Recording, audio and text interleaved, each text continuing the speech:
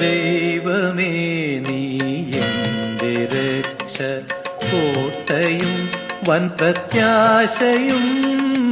ദൈവമേ നീ എൻ്റെ രക്ഷ, കോട്ടയും വൻ പ്രത്യാശയും.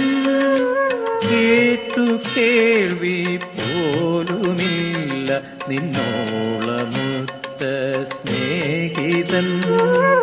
കേട്ടു കേൾവി പോലുമില്ല നിന്നോളമുത്ത സ്നേഹിതൻ. ദൈവമേ നീ എൻ്റെ രക്ഷ, കോട്ടയും വൻ പ്രത്യാശയും. കന്യാസ്ത്രീകളോട് കരുണ കാണിക്കണം.